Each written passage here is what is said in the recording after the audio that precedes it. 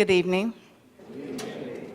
Welcome, and thank you for coming out tonight to join us as we honor and celebrate the artist and the mayor, Coleman A. Young, in the Coleman A. Young Municipal Center. My name is Patricia Cole, and I'm a commissioner that serves with Derek Saunders and Lou Jean Nelson. Would you please stand up, gentlemen?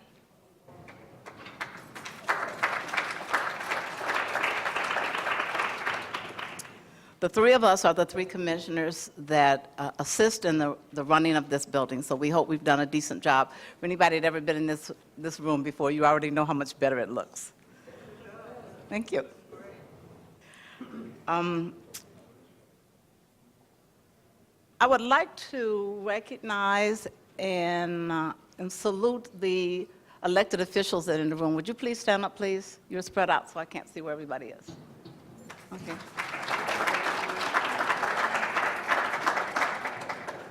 Thank you very much. Many of the people in the room have had personal and professional relationships with the mayor.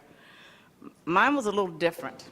I'm amazed and honored to stand here and to be a part of this program, and I'm going to explain to you why I said that. When Mayor Young came into office in 1974, I was in the process of suing the city of Detroit for discrimination. The mayor came into office and put out an executive order that mandated that no employee could speak to the press without permission from the mayor's office. That didn't mean a lot to me at the time because I was in the middle of a lawsuit that I thought was very important. So I proceeded with it. At the same time, Joe Lippincott from the Detroit Free Press called to interview me because he was doing research on a program to find out how much discrimination was going on in the city of Detroit. He came to the building and took a picture of me standing in front of the information booth near the Larned entrance. He kept asking me to smile, but I was so afraid I could barely stand up. Smiling was not an issue. My job was at stake.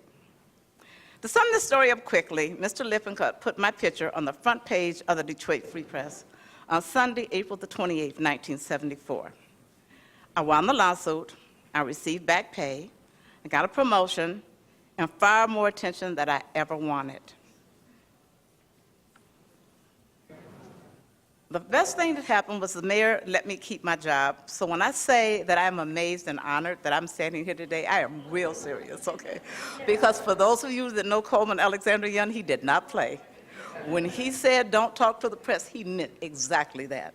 But at that time, I was so indignant. I had just newly divorced, 2 little boys, a house to keep, and I'm going, I need this money. And they gave me this job that these 2 men had had for 12 years and told me it was really never a higher paid job, but they were men and they had families. Well, you know what that did. I'm thinking, well, these 2 little boys, if this is not a family, I don't know what it is. But the little boys are a lot older now. But I am really honored and amazed to be here today to tell you about this story. And to let you know how honored I am to be a part of the team that owns and operates and manages this building. I was the first woman that was ever appointed. I'm going to resign next year. Well, actually, they're throwing me out, but that's okay. 21 years is long enough to serve. So I just wanted everybody to know how pleased I am to be here, and I'm so glad I am to see all of you. It's my pleasure to introduce our Master of Ceremony. Where is he? Oh, there he is, okay. To introduce our Master of Ceremony. Mr. Stephen Henderson is a writer for the Detroit Free Press, an editorial page editor, and a Pulitzer Prize winner. Mr. Stephen Henderson, please come to the podium.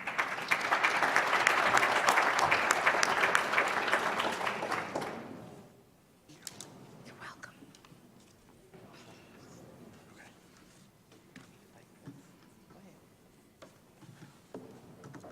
Thank you very much, and thank you guys for inviting me to be here tonight. Tonight, of course, we have a really great program for you to celebrate the life, the achievements, the milestones of Coleman A. Young, Detroit's 66th mayor, who served an unprecedented 20 years in office. Before I get started, I should acknowledge another mayor who is with us tonight. Former Mayor Dennis Archer is here.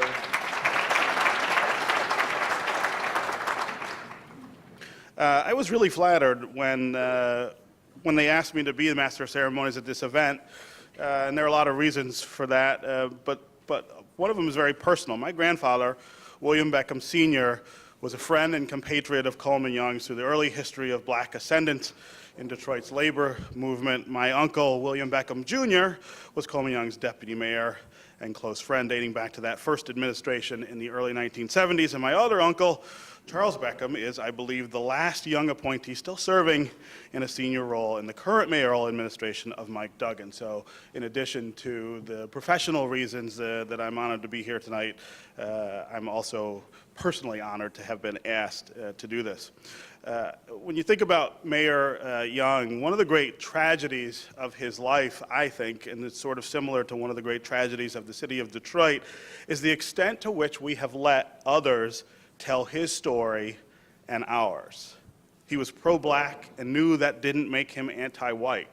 He was pro-Detroit and knew that that didn't make him anti-suburb. And his vision for the city, the hopeful consequence of his leadership, was for a Detroit and a region whose victories and spoils were shared with people of all hues and economic stations. That's who he was, and anyone who knew him can tell you that. But if you read what others say and what others write, it's too often true that a very different man with a very different visage comes through. And that's one of the reasons this portrait, I think, is so important. It's so important. Portraiture, done right, is a more confined medium than most. It captures who someone actually was by reflecting what they looked like.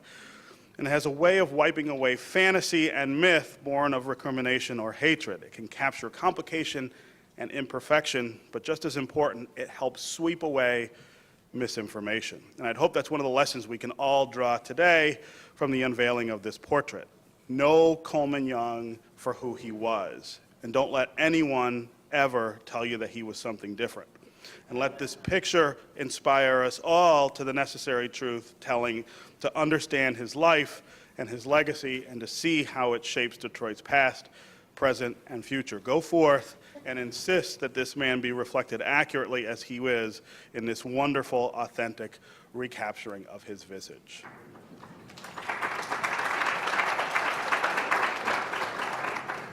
So there may be questions about why the portrait has been moved from Cobo Center to the Coleman A. Young Municipal Center, and someone who can share insight on the portrait exchange is Ms. Juliet Akodi-Ebo, who is Senior Vice President at MGM Grand Detroit and Assistant Secretary of the Coleman A. Young Foundation, former member of the Cobo Authority, and currently serving on the Cobo Center Art Committee. Please welcome Ms. Juliet Akodi-Ebo.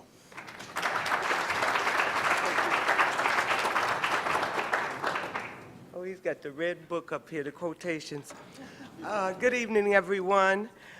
Just a little background on how the mayor's beautiful portrait came to be hung in this 13th floor reception area.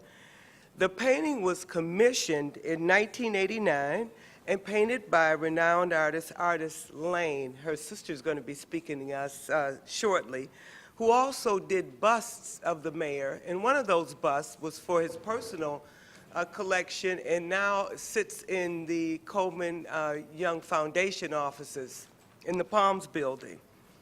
The picture hung in the renovated Cobo Center that the mayor was in charge of spearheading back in the 1980s until 2013, when the wall on which it was proudly displayed was demolished to make way for the new atrium at Cobo Center. There were two things hanging on that wall that were of great importance to the city. The mayor's portrait and also the Veterans Memorial plaques. You remember those? It was a whole, they hung on the same wall. Well, we, at the Cobo Authority, we had those plaques for the veterans moved to Veterans Hospital and had a rededication ceremony there that was very well attended. And so now all of the veterans and visitors to that, the Dingle Center can enjoy that. So the picture of the mayor was in great condition.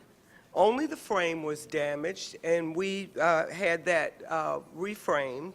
And there was a plexiglass cover on it, and that needed to be removed. Now, when we think of the mayor, and everyone in here has had some great story and some great reflection that they can talk about in terms of the mayor. But we know that he was responsible for numerous landmark developments in our town: the Renaissance Center, the Riverfront Development, Joe Louis Arena, the Cobo redevelopment and expansion, Victoria Park, where I still live to this day, the Detroit Riverfront Apartments, and on and on. He inspired us with his leadership, his grace, his style, and his infinite love for Detroit. Now, fittingly, Mayor Young's portrait hangs in a place of honor in the building aptly named for him, our longest-serving mayor. The building authority gave Cobo Center, at the time when the mayor's portrait came here, a portrait of Mayor Albert Cobo. That painting was commissioned in 1957, and it shows Mayor Cobo with the development plans for Cobo Center in his hands, and that portrait is displayed on the 3rd floor of Cobo near the People Mover station. So I wanted to give that little background, and thank you very much.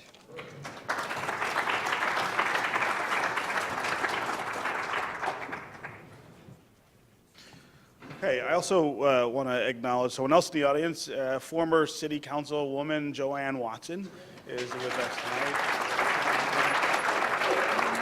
Very closely with Mayor Young. Well, now we're going to have a student from Coleman A. Young Elementary perform for us. Adriana Burton is here to read from Langston Hughes' poem Dreams, and her principal, Melanie Wallace, and her parents are here as well. Can we get the principal to come up and just say a couple words about the school and the dedication to the mayor? Actually, my name is Melissa Scott, but Melanie Wallace is one of my highly effective teachers and that teach the children that you see here tonight. I am a turnaround principal for Detroit Public Schools, and what I do is I go around and they send me to schools that are in need of a change, and I put them back together. So that's actually what I do. I put schools back together. So you can imagine how honored I was when the administrators of Detroit Public Schools asked me to take on this task of making sure that Coleman A. Young Elementary School was renewed and restored to its to the school that it was back in 1982 when they first opened it. It was a green apple school, that's what we called it. It was a school known for its excellence and for its dedication and commitment to making sure that the kids in the city of Detroit went to a top-rate school. It fell short a little bit over the years, and as the staff and I, we've been there for about 4 years, we have doubled their numbers as far as academics. We've beautified this school. We've done everything that we possibly can because we feel honored to have been selected to be the staff that put this school back together. It has been a labor of love. Coleman Young was the mayor when I went to Detroit Public Schools. And my parents, when my parents found out that I was selected to be the turnaround principal, they gave me the side eye, like, you better do a good job. Everybody doesn't get a chance to say that they restored the Coleman A. Young Elementary School in Detroit, Michigan. So I am so honored. And this is the end of my career. So what a way to go out. We have, thank you very much. In addition to that, we want to make sure that these kids know exactly why this school was named Coleman A. Young and what he did and the things that he did to ensure, oh, here are my babies, to ensure that they realize what a great man that he was. So not only are they doing what they should be doing academically and what they should be doing socially, they're also learning about this man who is so important. and the reason why he was so important. I'm also honored to say that outside of being the principal at Coleman A. Young, I was selected from the Coleman A. Young Foundation as the Principal of the Year last year. And so this whole ride has been absolutely super fantastic. So I want to introduce my students. They have some beautiful things to say to you today. And please speak to them later and ask them what they know about Coleman A. Young and the history of the Coleman A. Young Elementary School.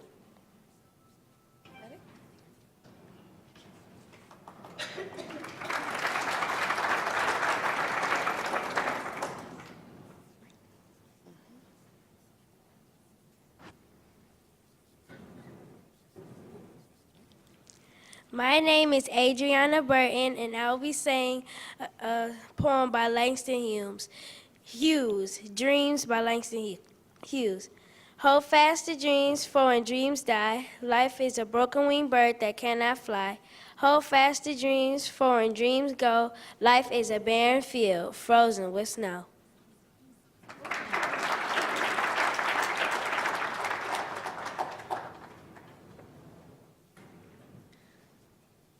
My name is Darnell Roberts, and I will be singing Beautiful Day.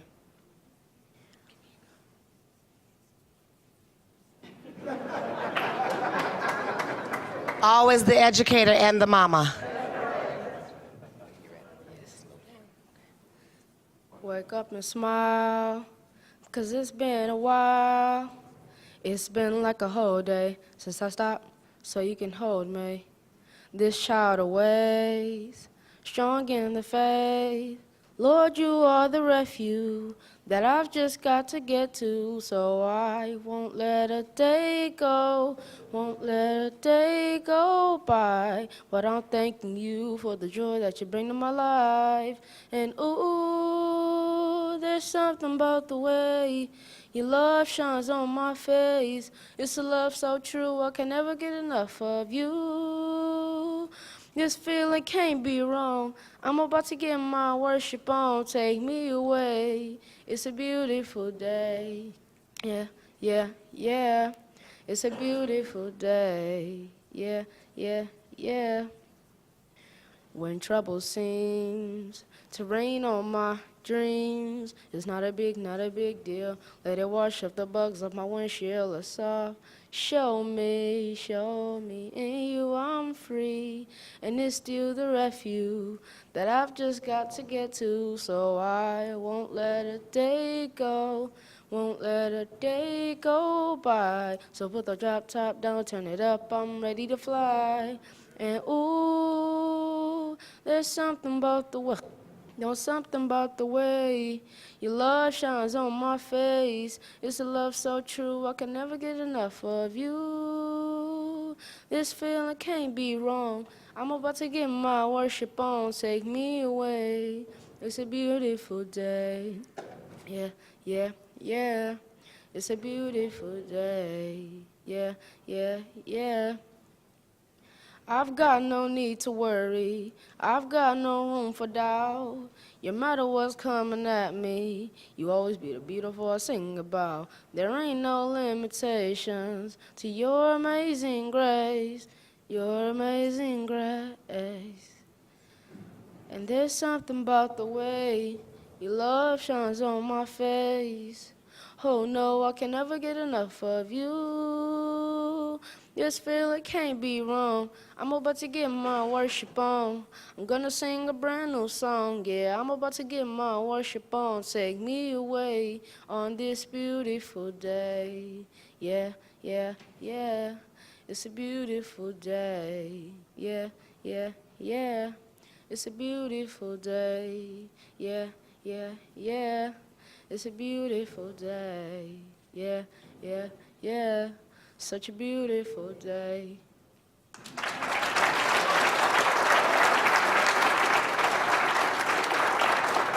It's not easy for children to come up and sing a cappella. And it's not easy for them to stand in front of you and say a poem that they learned. And so this is a real big feat. And this represents Coleman A. Young because he was courageous. And they know that, and that's why they wanted to present these things for you today. So thank you from Coleman A. Young. My name again is Melissa Scott, principal. My assistant principal, Alicia Brown, is over there. We need lots of help.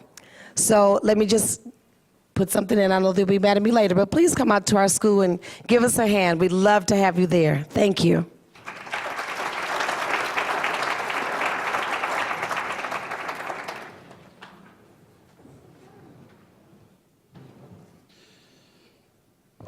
Okay, thank you very much for those selections from the children. Next up, we have Michigan State Senator Coleman Young II, son of Mayor Coleman A. Young.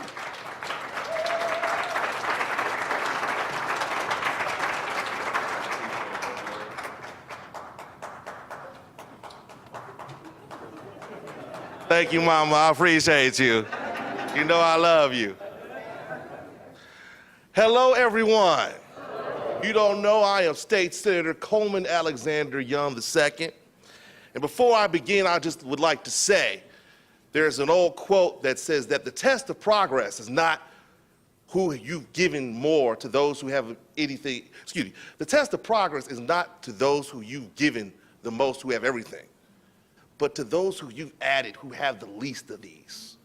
And that's what my father represented. My father was a man who would give the shirt off his back and the shoes off his feet for the people because he cared. Now, my father could speak to the people in the suites. He could also talk to them in the streets.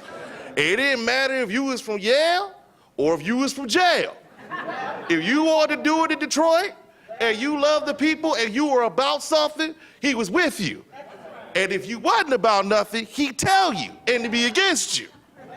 This is a man who defeated, who stood up to, and fought against the House of Un-American Activities Committee. This is a man, thank you, I appreciate that. Thank you very much, I love that. Please, feed my ego now. I also want to say this is a man who fought against fascism and communism in World War II. This is a man who defeated the Big Four, who stopped stress, and who set a record in hiring minority contractors. This was Coleman Alexander Young, a man who believed in helping minorities and helping women, a man who believed in giving anyone who was about something an opportunity. This was Coleman Young, a man who aspired us to be the best of what we've become, but also told us if we wasn't right now. This was a man who every time I go to work, every time I go to Lansing, every time I do my job, I remember him and his spirit. If I do right, I remember him embracing me and saying, son, I love you and I appreciate you. If I do wrong, I remember him saying, stop doing that, damn it. And then he said some other stuff I can't say because it's a G-rated program, you know. Stevie here's the environment. I'm not trying to get thrown out on my first day here. But what I'm trying to say is that my father believed that it's not important what happened behind us or what lies before us. It's what lies within us that counts. And that we are all one. And that we have a responsibility. We have an obligation to add value to the lives of the people who we serve. We have an obligation. We have a responsibility to lift while we climb.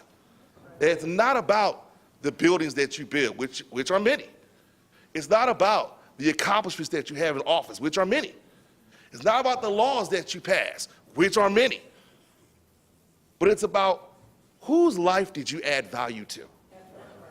I remember a story about my father when he was going to the car and there were homeless people sleeping on the grates for heat. And someone told him, get those people off those grates. Those homeless people should be sleeping there. And my father said, no, let them sleep there, because that's the only place where they could get heat. And that's what my father was about. He was always about the least of these. He was always fighting for the underdog. So I just want to say, in conclusion, my father believed in the saying that man should not aspire to stand on top of the world, but stoop down and lift mankind higher. And that's what he did. So, to my father, whose actions and deeds will echo in eternity, whose accomplishments and investment in his people will be remembered forever in the pantheon of immortality. To the man, the myth, the legend, the icon, to my father, Coleman Young today, Coleman Young tomorrow, and Coleman Young forever.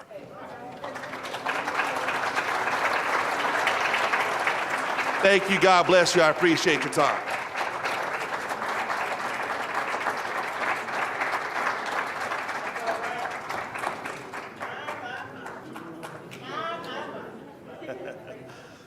Okay, I want to pause real quick and recognize two groups of people who are here with us tonight. There are members of the Tuskegee Airmen and the Black Pilots Association, both with us tonight. So if you are a member of one of those groups, can you stand up and be recognized?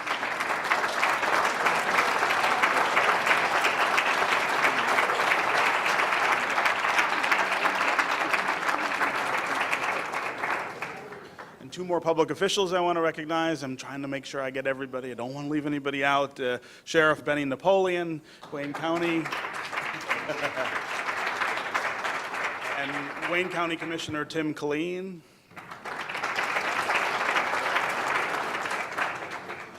Okay, up next, Mr. Charlie Beckham. You guys know him as Charlie. I know him as Uncle Charles. Group Executive Mayor's Office, City of Detroit.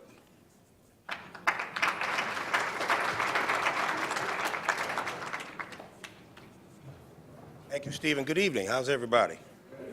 What a great occasion here. Certainly a pleasure to be here on behalf of our current mayor, Mike Duggan, who unfortunately couldn't be here. And when the request came into the office about this event, and they said, we've got to get somebody to sit in because the mayor was going to be out of town, and he still is. Before it got to the second person on the list, I snatched the request and said, I will absolutely do that and stand in for Mayor Duggan for this event for Coleman A. Young. I, like many others, had the pleasure of serving and being an appointee of Coleman Young, and just absolutely, obviously, an outstanding mayor of this town, and in many respects, probably one of the greatest mayors that this town will ever see.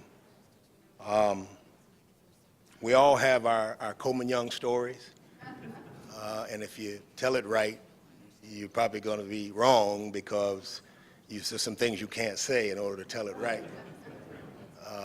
Colorful language was certainly a middle name for him. He had the ability, and those of you in the audience who served as an appointee of Coleman Young with me, he had the ability to literally reprimand and curse you out and make you feel good about it. And the only man that I know that could do that.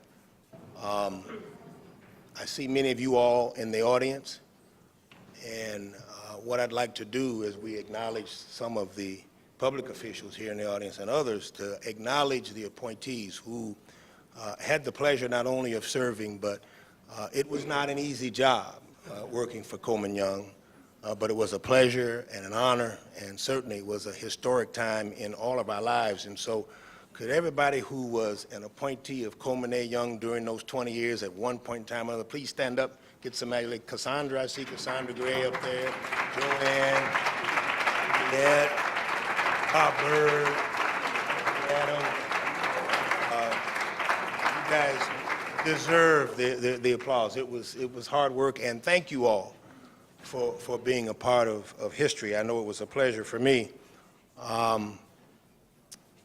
Ron Fleming, who was in charge of his executive protection unit and now is in charge of the executive protection unit for Mayor Duggan, has an unbelievable collection of photographs. If you can imagine, he was with Coleman, I think, for the whole 20 years, wasn't he, Cassandra?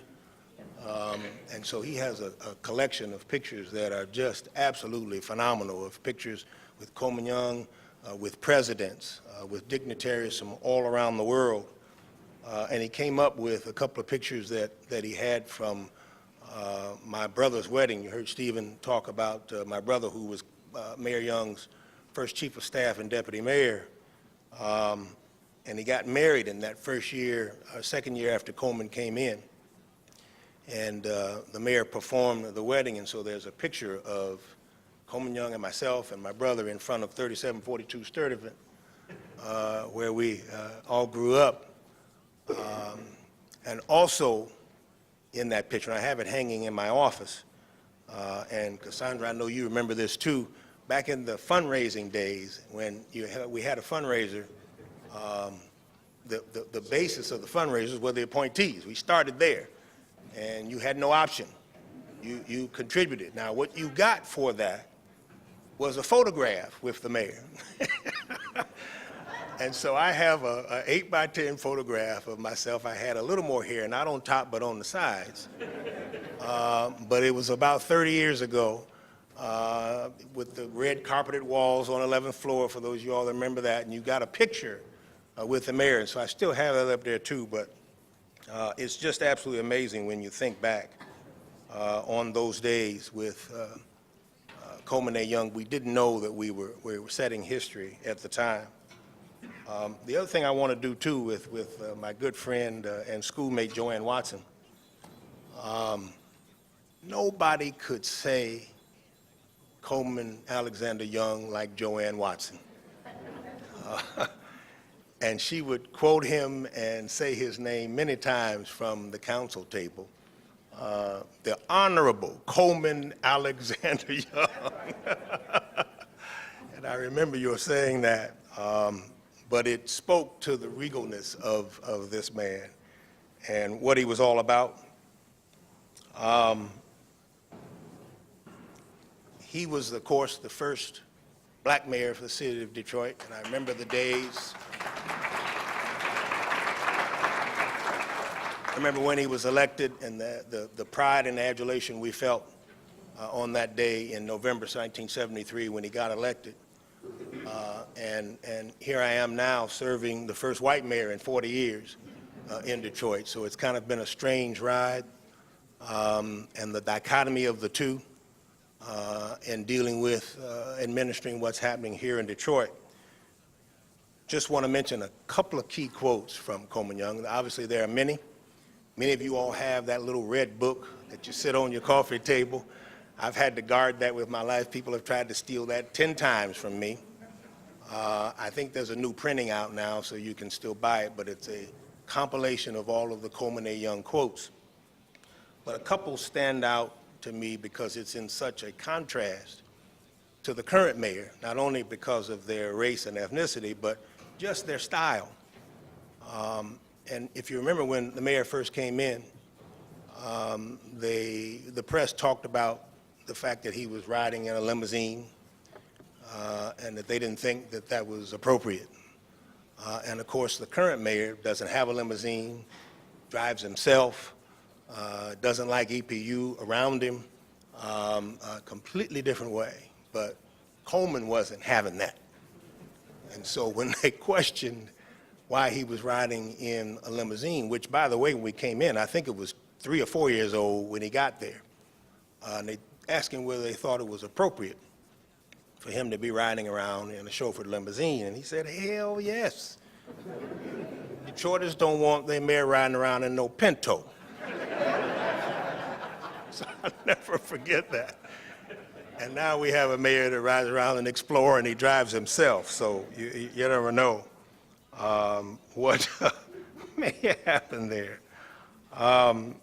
The other quote, and I think because of the language that was used, I'll probably skip it. But I'm going to tell it anyway, Bob. If you remember, we were having a press conference in the conference room, and the mayor had many of those. And there were a whole lot of press there, and a lot of subjects were flying back and forth. And the press had a very love-hate, strange relationship with the mayor. He didn't like them a lot. They always stayed on him a lot, but they loved the interaction that he would have with them. And so he had gotten to the question and answer part of the session. And young white reporter from the back of the room kind of stood up and she raised her hand, and the mayor said, "I don't know who you are, but yes, what's your question?" And she said, "Well, Mr. Mayor, isn't it true that you're really just a puppet of the corporate elite and the proletariat and some kind of conservative thing she was talking about?" And Bob, if you remember, the room fell silent. All the other reporters knew, uh-oh, this is not going to be good. And so he looked at her and he said, "Well, who the hell are you? What goddamn newspaper are you representing?" And she said, and Bob, you probably know better than I do, she said, "Well, I'm from the socialist, revolutionary, something, so on and so forth." And he looked at her and said, "Why don't you just revolutionize your ass right on out of here?" Sheriff, the EPU politely went over there, and they carried her out of the room. That quote is in that little red book, but that's the story behind that.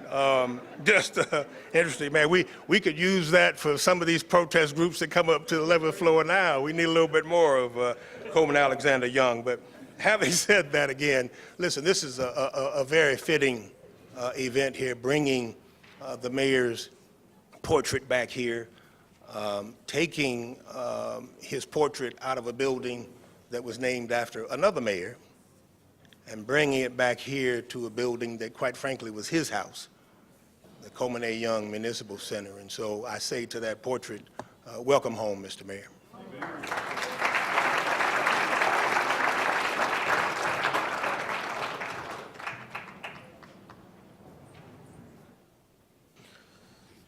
Okay, a few more public officials to recognize. Greg Roberts is here from the Office of Wayne County Executive Warren Evans. And Wayne County Commissioner Jewel Ware is here. Okay, we're going to continue with Detroit City Council President Brenda Jones.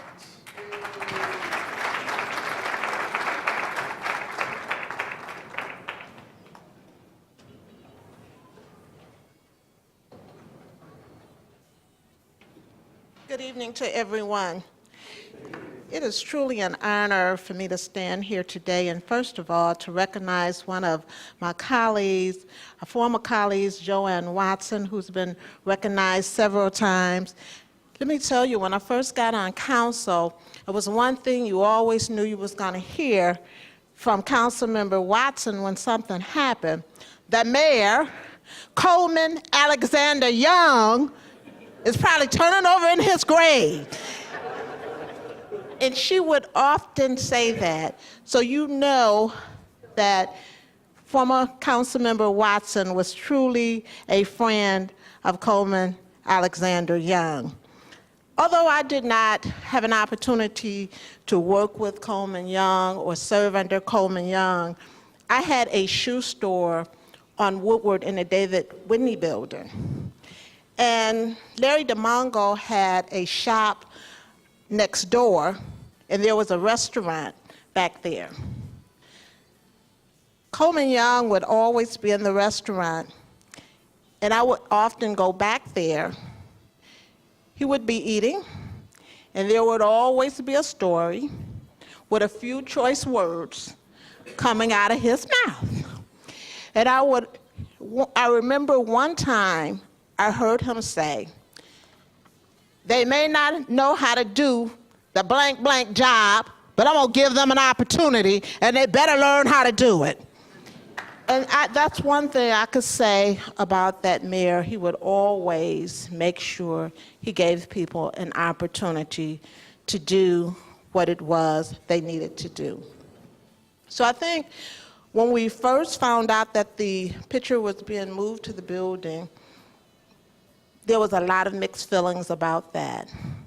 But now as I walk through this building, and on the 13th floor lies the picture of a man with such honor, with such status, that stood for the people, and one that you knew was absolutely a bad mayor because his picture had nothing but a sword and you know what that means. So it's truly an honor to know that this is a dedication to the mayor, Coleman Alexander Young, and his picture, which will be in the Coleman A. Young Municipal Center of the city that he loved so very much. Thank you all for being here, for this great dedication, and for sharing. God bless all of you.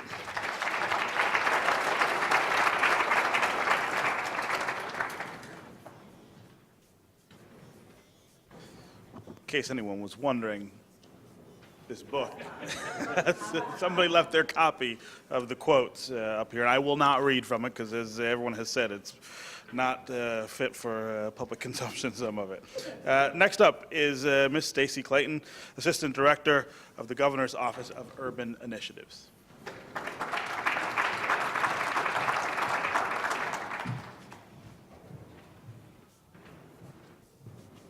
Good evening, everyone. It's so good to see everyone here, many familiar faces, people I used to work with, people I still encounter, still do many things with. I always like to say political appointees, we don't retire, we don't necessarily go someplace else, we just kind of resurface in another position, which is true for many people here in this room today. So my name is Stacy Clayton. I am honored to be here representing Governor Snyder at this event tonight. As this portrait honoring Mayor Young is transitioned to the building that bears his name, I can't help but reflect on the influence that he has had, not just on the city, but on me personally. Once upon a time, I was a 20-something, don't do the math, please, appointee of Mayor Young. I had the distinct pleasure of working in his office as a receptionist, which is a great job because I was able to come and see everyone who kind of came and went. I'm sure many people remember that door. I don't know if it's still the same, but there was a little button on the side of the receptionist desk, and I got to push it as people were going in. So, but one of my best experiences working in the mayor's office was when I had to transcribe the cassettes. And Sue and Bob, I'm sure you know where I'm going with this. Bob Berg had a handheld tape recorder where he went as a press secretary, and he went behind Mayor Young, and he transcribed everything that he said, or captured everything that he said, every speech, every comment, every interview, every presentation, everything that kind of helped make this book what it is today came from those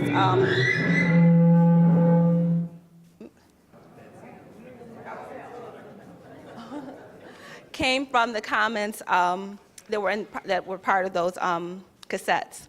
Transcribing those cassettes was a direct and very insightful experience. I heard Mayor Young's voice, his opinion, and his own unique way of speaking, and we all know he had a very special way of speaking, as many people before me have attested to.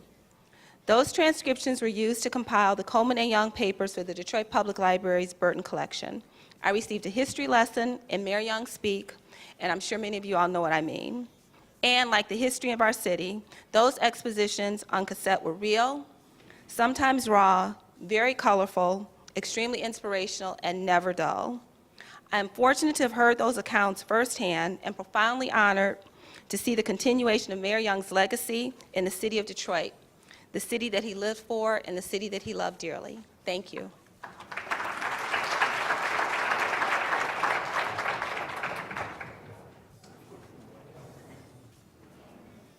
Okay, next up we have Lou Jean Nelson, who's a commissioner of the Detroit-Wayne Joint Building Authority and a retired UAW member.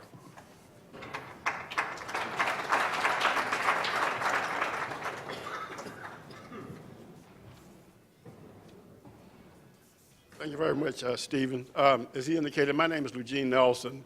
I'm a retired staff person with the International Union, UAW, and I'm also one of the commissioners here at the Detroit-Wayne Joint Building Authority. I'm standing on behalf of one of our presidents, UAW President Jimmy Settles, who was invited to be here to make this presentation and talk about some of the things that the UAW are proud of that the late Mayor Coleman A. Young accomplished on behalf of organized labor. But as most of you, if you happen to see Mr. Settles last night, he had a press conference last night. If you notice his voice, he was well under the weather. He's been in tiresome negotiations with the Ford Motor Company. He's also been trying to get a contract ratified, and unfortunately his voice has gone on him, so I communicated with him earlier today, and he said he apologized to you for not being able to be here, but he hoped the program go on and to be a success. So the one thing that we want to talk about from a UAW standpoint, I recall, because I wasn't really involved in all of the aspects of it, because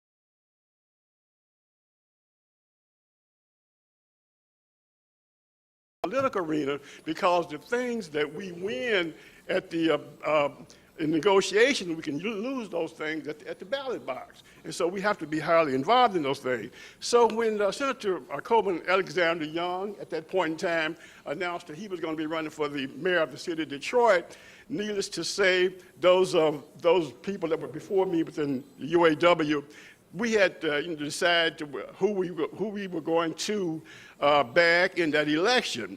So they got their little meetings together, and they was going to try and decide who that person was going to be. And just like in any organization, or maybe even at your household, we had some friction.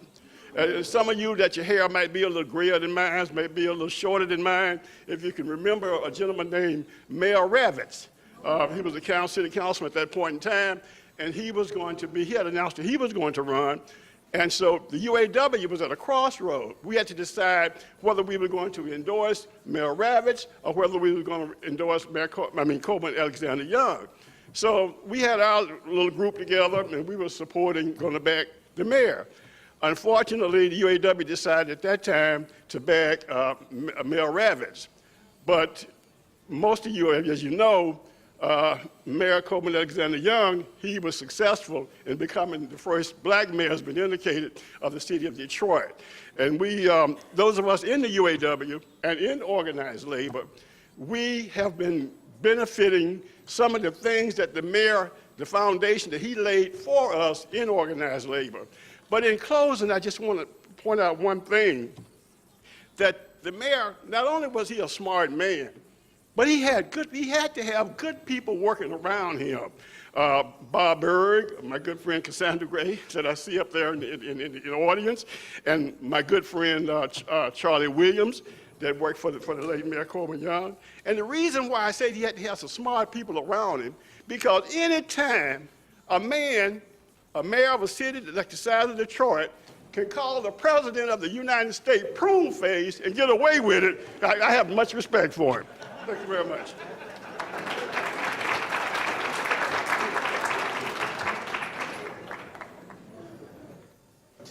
Okay, we'll next hear from Mr. Marvin Beatty, who is the president of the Coleman A. Young Foundation.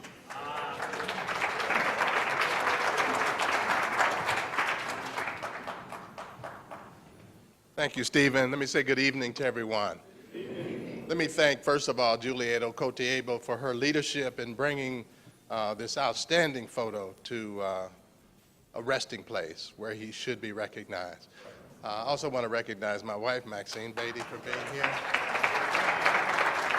I'd also like all of the, as president, first of all, as president of the Coleman Young Foundation, our responsibility is one that he took at the highest priority.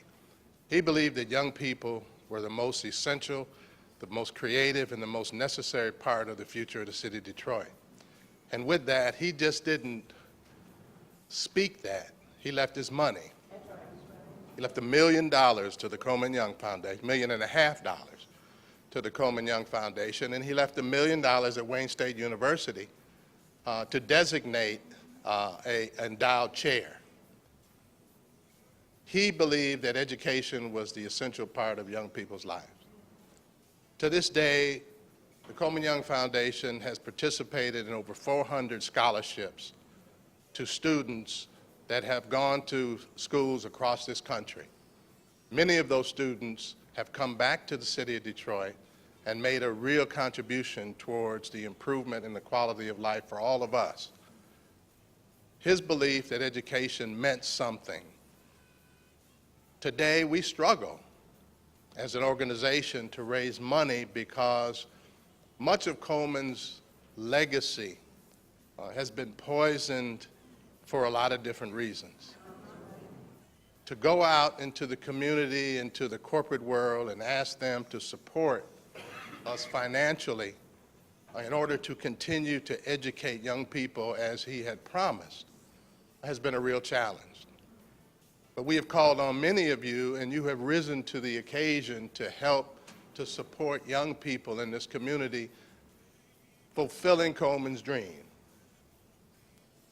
That dream was so essential and is today so essential. And as we struggle to continue to provide leadership for these young people through all our programming, we continue to ask each and every one of you who have been a part of this outstanding legacy, this legacy of champions, this legacy of ownership, this legacy of winners, that you continue to come back and help to create and to sustain the Coleman A. Young Foundation, because it is worthy of your support.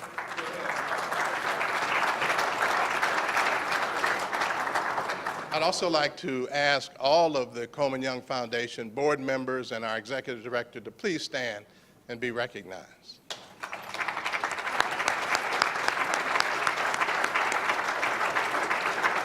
This is indeed the spoke of the wheel that has been so important to help me as president of this organization to really continue to forcefully move ourselves through the community.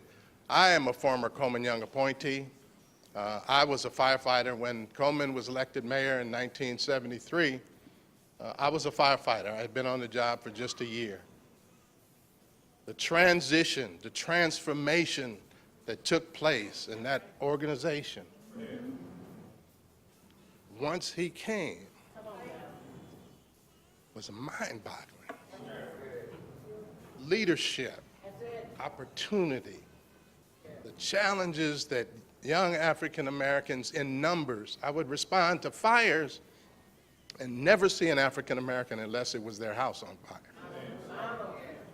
After just a few years, you could see the difference.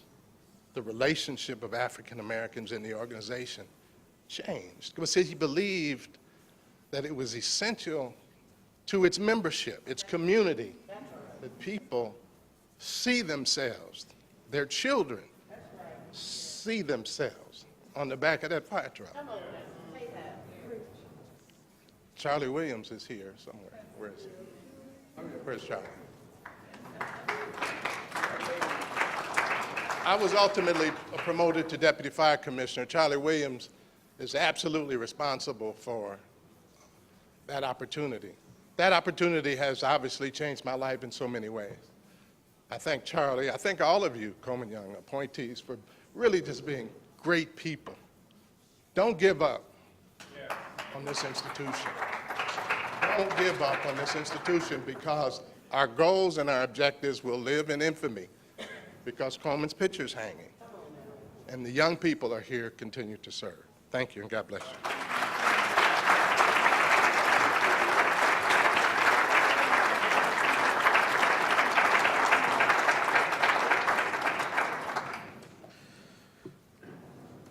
That difficulty that Marvin was just talking about, selling the idea of the Coleman A. Young Foundation around this community, is very real. It's something that I hear pushback against all the time when I talk about it, and it's a reminder of what I was saying when we began this night. We can't let other people tell our stories, and we can't let other people tell his story. Next up is Joanne Mondowney, who is the Executive Director of the Detroit Public Library.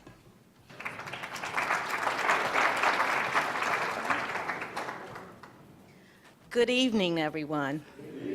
It is indeed an honor and a pleasure to tell you a little bit about the Coleman Young papers. You have his portrait, we have his papers. 20 years of being the mayor is reflected in the collection at the Detroit Public Library. Now, the Detroit Public Library had the opportunity to celebrate 150 years of serving the people of Detroit. The Detroit Public Library is one of the finest libraries in this country.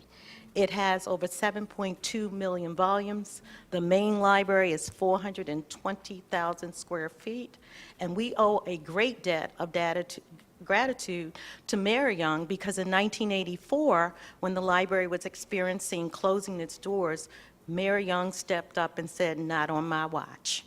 We're going to keep it open," and he did a lot of things. Now, what you will find in that collection, 150 years from now, that collection is being preserved. So if anybody wants to know about that 20-year period with the history of Detroit, it's in those papers. Now, we have bookmarks that you can take, and we have a quote. It's a clean quote from Mayor Young, and it says, "We must not let the doomsayers and the naysayers cause us to lose hope in our city, in ourselves, and in each other. Much of the negative propaganda with which we are bombarded is calculated to disarm us. Without love and hope, there can be no future for anyone." And that is a Mayor Young quote. One of the things that you will see in that collection, I have a copy of a letter that was sent to the mayor in April of 1974. And it was from a person from Oak Park, and he must have expressed his support of the mayor. And the mayor said, "Thank you very much for your kind words. I was elected by the people of Detroit, and it is my intention to serve the needs of all of them. I appreciate your support and your vote of confidence. Detroit truly is a part of me, and by being mayor, I can begin to do some of the things the city and the people deserve. Yours for a better Detroit, Mayor Coleman A. Young." And that's just one of the samples, but really, it is an astounding collection. And I urge you and encourage you all to come and see the organized way, and you'll get the full flavor of the great things that Mayor Young did. Thank you all very much.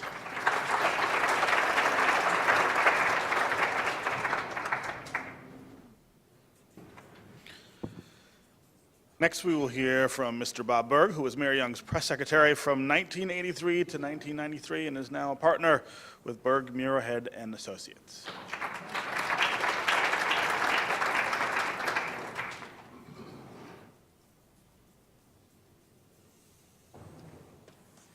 Good evening.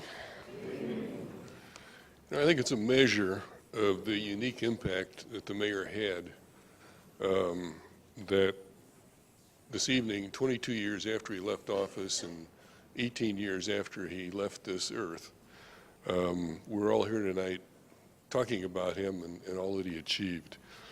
And as I was preparing my remarks, it occurred to me that his approach to life can be summarized by the words of George Bernard Shaw, who said, "You see things and you say why. I see things that never were, and I say why not." And time and again throughout his life, he saw things that never were and said, why not? And then he acted. Coleman Young was a man of vision. He was brilliant, he was tenacious, he was creative, and he had a tremendous will that enabled him to succeed time and again, facing challenges that others saw as impossible. When he entered a room, he took control just by his presence. He had a great sense of humor, and as has been noted, he was eminently quotable. He also had a fundamental sense of justice that guided him throughout his life. He was devoted to public service in the very best sense of what that means. He was a very loyal ally and a very formidable opponent. He came from the old school that said that when you have a deal and you shake hands, you don't need the lawyers to come in the room and nail the details down. His word was all you needed. Coleman Young was an activist throughout his life. He was arrested and put in an army stockade in World War II for attempting to integrate an all-white officers club. He was a defiant witness before the House Un-American Activities Committee in the early 1950s, and he was blacklisted by the FBI for the rest of the decade as a result, experiencing some very lean times. When the National Negro Labor Council that he headed was branded a subversive organization by the federal government, he burned the membership files rather than turn them over to the feds. When he won the Democratic primary for the state constitutional convention in 1961, the Democratic Party ran a write-in candidate against him in the general election because they viewed him as too radical and dangerous. The Detroit News ran a huge front-page story attempting to discredit him because of his activist history. He won anyway and became a key player in the Constitutional Convention. Coleman Young was hounded by the FBI all of his adult life. His file started in 1941 when he was involved in a protest involving the Sojourner Truth Housing Project. In 1964, when he was running for the state Senate, J. Edgar Hoover sent a memo to Lyndon Johnson alerting him that a known communist was about to be elected to the Michigan State Senate. The feds stayed on him until he left office as mayor 52 years from when they started. They tapped his phones. They sent in plants with microphones to record his conversations. His income tax was audited every year that he was mayor. They never found a thing. If you can have the FBI after you for 52 straight years and they can't find anything, you have to be clean. When we look at Detroit today, so much of the progress that we see underway has its origins in initiatives launched by Coleman Young. And each of those initiatives initially was the object of much scorn and criticism from the media and many other critics as well. Time and again, critics said that will never work, and time and again, it did work. When he took office, he turned a police department that had been an army of occupation in the black community into a national model of what an urban police department should be. When he left office, it was integrated from top to bottom and was a partner with the community that it served. The CBS television show 48 Hours came to Detroit in the early 1990s to feature the Detroit Police Department as an example of the very best in modern, progressive urban policing. The Theater District, the second largest in the country east of the Mississippi, would not exist today if he had not convinced Mike Ilitch to renovate the Fox Theater and move his corporate headquarters there. At the time, that area of Woodward, if you remember, was dark and empty. There was actually talk of demolishing the Fox. Little Caesars had actually started building a new corporate headquarters in Farmington Hills. But he outlined his vision to Mike Ilitch, and Mike Ilitch came to share that vision and made it a reality.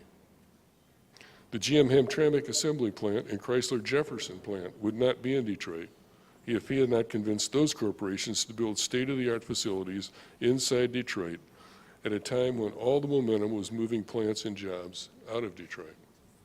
To make the GM plant possible, the city, in less than a year, acquired 2,000 pieces of property, relocated 4,000 residents, demolished and cleared 1,300 houses, 16 churches, 2 schools, a hospital, 114 small businesses, and the old Dodge Main assembly plant, and created a site ready to turn over to GM, all in less than 12 months. And the GM at Detroit Hamtramck assembly plant was built. Today, it's working 2 shifts with nearly 3,000 workers turning out a variety of GM products. If those plants and the jobs they represent were not there today, both areas would have experienced an additional 30-plus years of the decay and abandonment that we see in too many areas of the city, and those jobs would be long gone from Detroit. He started the redevelopment of the riverfront. He campaigned for mayor in 1973, talking about the need to rebuild the river from bridge to bridge. At the time, it was a collection of abandoned, dilapidated industrial facilities. Mayor Young convinced Peter Stroh to move the Stroh Brewing Company headquarters into the abandoned Park Davis site at the foot of Joseph Campo, to convert one warehouse to a new office complex, and to find a top-quality restaurant to locate there. He convinced the gas company to build the Harbortown complex. Today, Harbortown has a second phase underway. He oversaw the creation of Shane Park, St. Aubin Park, and Mount Elliott Park, key links in the redeveloping riverfront. And when Shane Park opened, he immediately decided it was too small and expanded the size of it. He took the Museum of African American History from Dr. Charles Wright's basement to a new facility on Frederick Douglass. On the day the facility opened, he leaned to the person sitting next to him on the stage and said, "This is too small." So he spearheaded the construction of today's museum. He broke ground for the current museum in August of 1993, even though plans weren't finalized. He figured if he dug the hole deep enough before he left office, they'd have to finish it. He was a frugal manager of the city's finances, cutting the city's workforce by more than a third as city resources were squeezed. When the city filed for bankruptcy, the Free Press, which was not always a fan of Coleman Young, did an exhaustive study of Detroit and how it went broke. The headline on the story said, "And don't blame Coleman Young." They said, and this is a quote, "He was an astute money manager who recognized early on the challenges the city faced and began slashing staff and spending to address them." They concluded he was the most fiscally responsible financial manager the city had in the last half of the 20th century.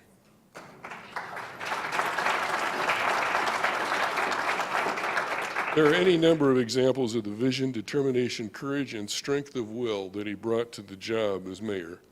Here's one. One of his greatest accomplishments was the building of Joe Louis Arena and to house the Red Wings. What few remember today is that the Red Wings almost moved to Oakland County. In fact, they had signed a contract to move to a new facility that was planned next to the Silverdome. Coleman Young believed it was critical to the city's future to keep the Red Wings in Detroit. So he started negotiations to keep them downtown. And he started building a new arena. He started building it without a team to play in it, without architectural plans, and without financing in place to pay for it. He believed that if he started building an arena in Detroit, it would be much harder for the Oakland County developers to finance their arena, and he believed correctly, as it turned out, that with the right deal, the Red Wings could be convinced to stay in Detroit. So he took $5 million in federal public works money and started digging a hole. There was a great deal of controversy at the time. The newspapers and other critics were beating him up, wanting to know, how can you start building an arena without financing, without architectural plans, and without a team to play in it? This was in 1977, in the middle of his first re-election campaign. At the time, he was considered vulnerable, and he was running against a popular president of the city council, Ernie Brown. One day in the middle of the controversy, staffer Bill Salufo, who many of you remember, who was handling the Joe Louis Arena issue, got a call from Bob Millender, who was a key political advisor to the mayor. Millender told him a new poll showed the issue was hurting the mayor. Millender was worried it could lose him the election. Bill went in to tell the mayor about the call. And the mayor asked Bill what he thought, whether he thought what they were trying to do was important. Bill answered yes, that he thought it was very important to the future of the city to keep the Red Wings. The mayor paused for a minute and then, and there are children here, so I won't repeat exactly what he said, told him to disregard the poll. It was an incredible roll of the dice, and it worked. Today, the Red Wings sell out Joe Louis Arena and are building a new spectacular arena in the Midtown. The Lions are back downtown, and the Tigers are drawing 3 million people a year to Comerica Park. Coleman Young was about empowerment, about assuring everyone operated on equal footing, which was why he maintained a 50-50 black-white administration from day one all the way to the end. Mayoral appointees, department heads, executives, and mayoral staff of the administration prior to Coleman Young were overwhelmingly white, about 95.5 percentage. So when he took office, some of his supporters said it's our turn, and they wanted it 95.5 the other way. But he said no. He believed that if the city and the region were going to make it, we had to do it together. And so he maintained a 50-50 black-white mix of staff and department heads and deputy directors in his administration for all 20 years. Whenever he was out in public, when he had 2 security people with him, one was black, one was white. So don't let anyone tell you that Coleman Young hated white people. Coleman Young touched lives in every point of society's spectrum. When he was in the hospital during his last stay, I had a meeting out at the Capuchin Center on Mount Elliott.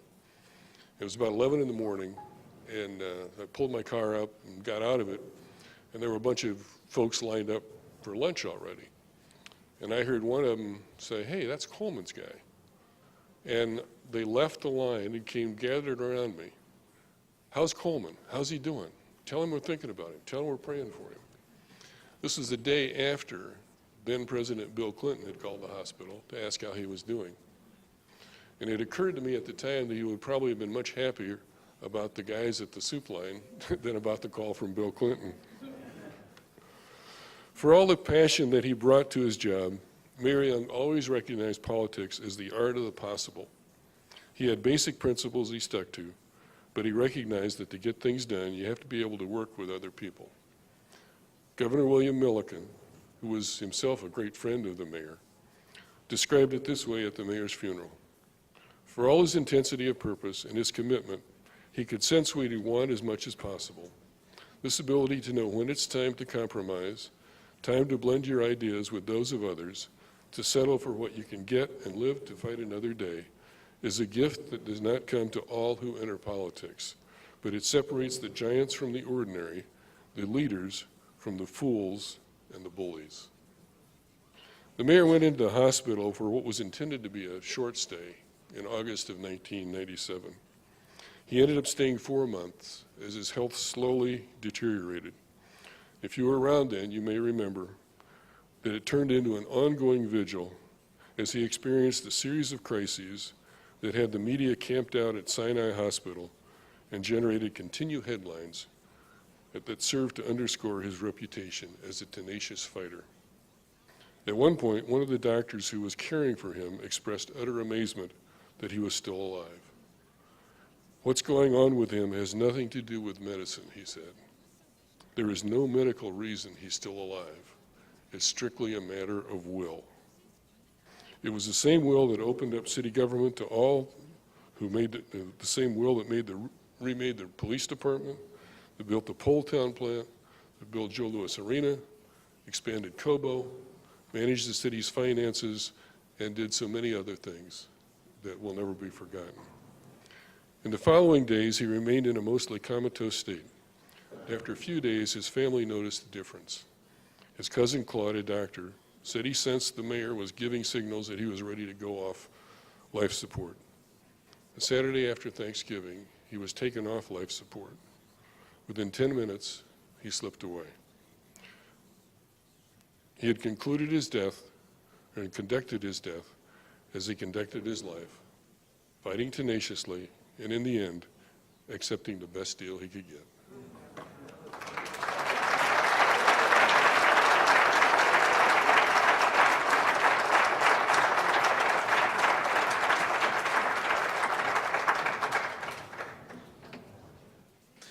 Okay, we'll next hear from Miss Dolores Harold, who is the sister of portrait artist Lane.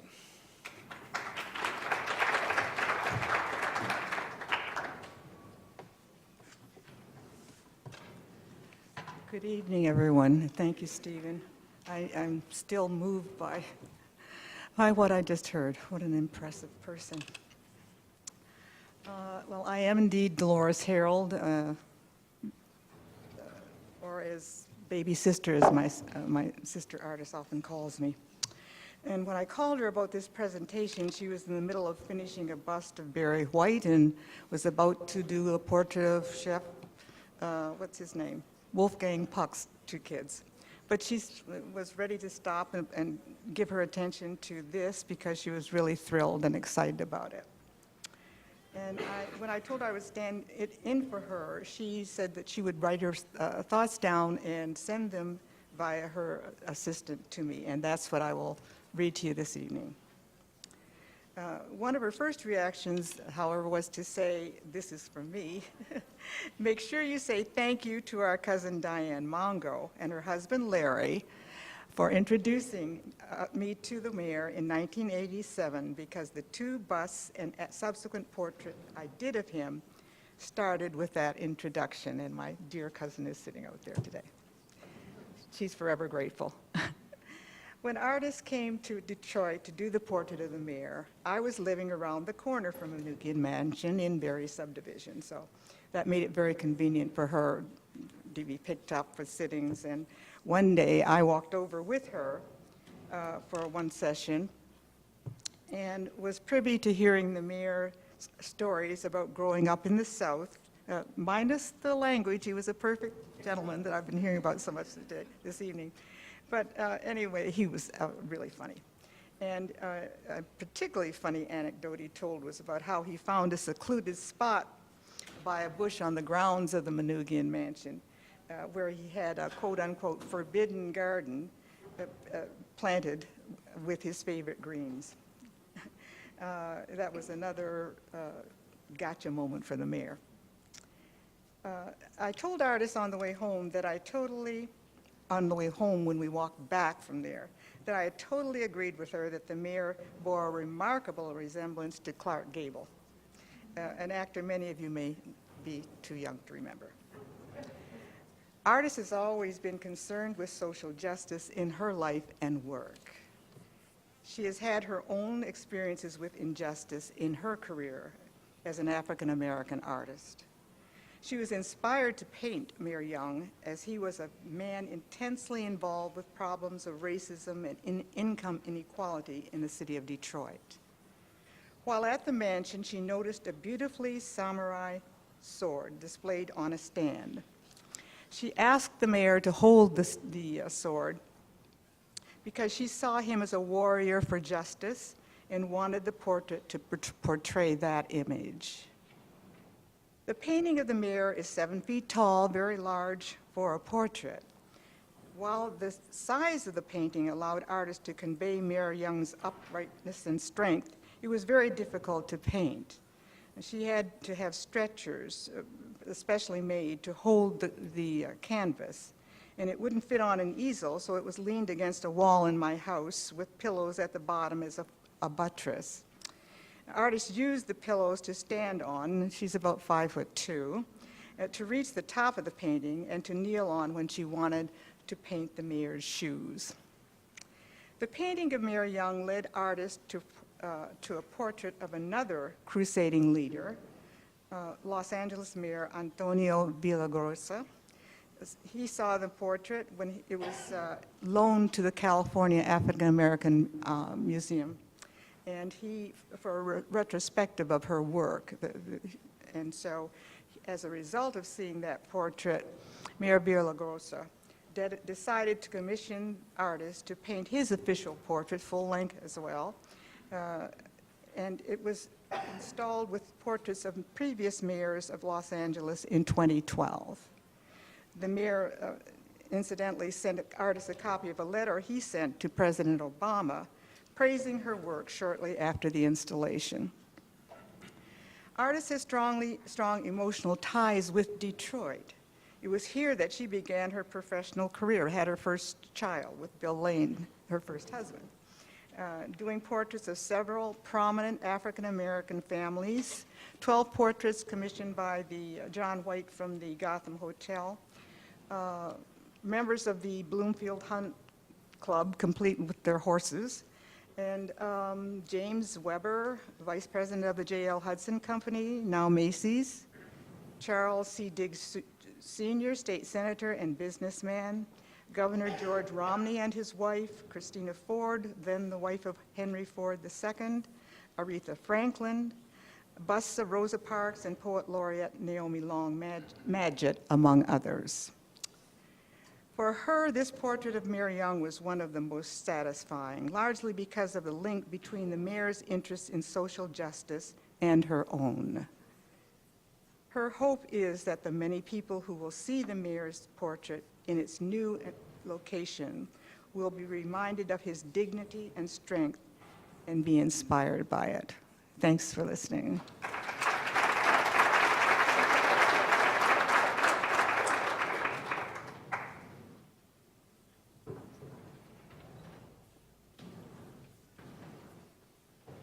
Okay, I want to welcome Patricia Cole, Commissioner Patricia Cole, back to the podium to talk about the commemorative plaque. Has this not been an incredible afternoon? I think so. I want everybody to know how much we appreciate Mr. Henderson. He may stand there humbly behind me, but we know how good he is. So let him know that. The little book that everybody was talking about, I read pretty fast. I was the fastest reader in the 4th grade. I read this book 4 times before I could find something I could quote in a mixed group. But I found one. I'm going to say it before I leave. It was funny when they started talking about it. I said, I know exactly. I said, no, can't say that. Nope, can't say that. So I'm going to read you one that I think kind of says everything that needs to be said. I'd like to thank all of our speakers tonight. Everything you said was, a lot of us were looking for some answers, particularly about that sword. We had no idea where it came from, so we really do appreciate that. We're going to have something very special for you in a few minutes. We're going to have, before the refreshments, or during the refreshments, or with the refreshments, we're going to unveil the plaque that we had that's under the painting that's on the, what wall is that? What's it? The west wall, okay. The painting is there, and there's a plaque underneath it. And then we're going to have video testimonies. For all of you that didn't get an opportunity to speak tonight, we're going to have someone taking a picture of you while you say, in 2 minutes or less, because everybody wasn't able to do that, about what your relationship was with the mayor. So again, thank you very much for coming. But there are a couple of people I need to recognize. First of all, I need to recognize the executive director. While there are 3 commissioners here, and we're really pretty pushy, he does 95% of everything we ask him to, and the 5% that he won't do, we don't remember it. So I'd like to thank Mr. Greg McDuffie. Also, we want to share with you, I don't know how many of you know it or not, but Ms. Banks did a wonderful job. She put this all together for us. She does incredible work. Incredible job for us.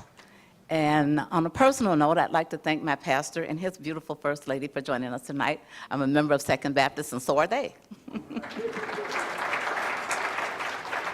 So I'm going to, before I invite you over to the video testimony, I'm going to tell you the one I found that was clean.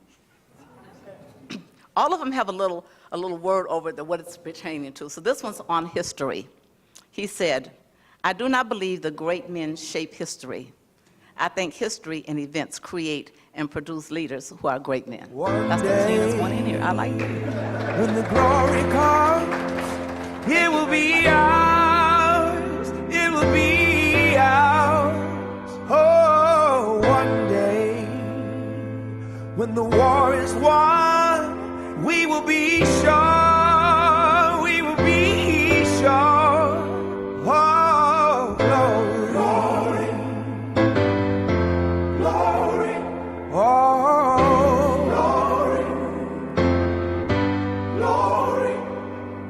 hands to the heavens, no man, no weapon formed against, yes, glory is destined. Everyday women and men become legends.